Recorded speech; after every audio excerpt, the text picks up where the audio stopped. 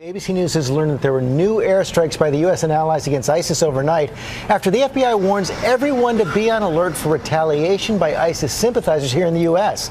ABC's Brian Ross has all the latest. Good morning, Brian. Well, good morning, George. With those new airstrikes on ISIS overnight, U.S. officials are warning of possible retaliation here at home.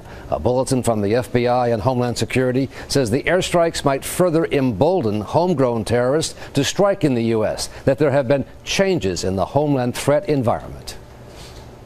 This morning, the U.S. is studying the aftermath footage to assess the damage, which military officials say shows precise hits with little collateral damage. On the ground, a video posted by a jihadist who said he was from the Netherlands showed the damage at one of the sites targeted by the U.S. Many brothers died, and many brothers got wounded. But without U.S. soldiers on the ground, officials said it will be difficult to determine if any senior leaders were killed. You can't determine that from 10,000 or 30,000 feet.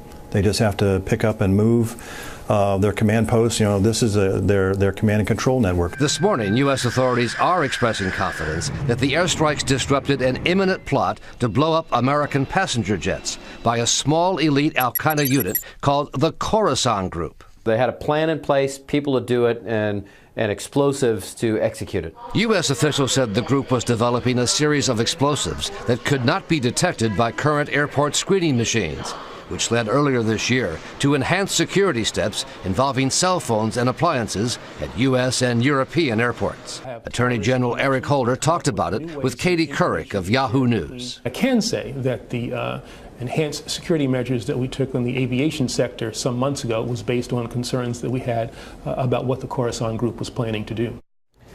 With authorities on higher alert around the world this morning, police in Australia say they shot and killed a suspected ISIS militant after he attacked two police officers with a knife, complaining his passport had been canceled for national security reasons.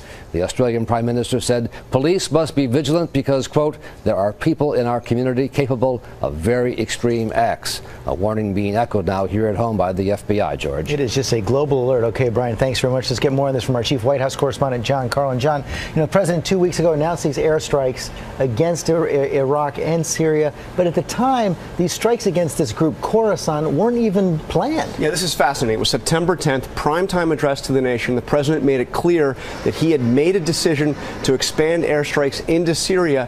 Khorasan was not part of the battle plan, was not on the list. The reason why they decided to add them is because there had been reporting about this group and about how U.S. officials were concerned about it. They were concerned that reporting was going to drive the group underground. They would miss their opportunity to hit them. They were also concerned that once those bombs started dropping on ISIS, that they would also run to ground and miss the opportunity. President coming to the United Nations again today to make his case. Yes, and he's got the speech before the General Assembly, but the more significant meeting is he's going to be chairing a meeting of the UN Security Council, and they're going to be passing a resolution calling on nations to stop the flow of foreign fighters. Of course, that's the big concern out of this. That's right. Of course, the president does not believe he needs any kind of UN authorization for these strikes. John Carl, thanks very much.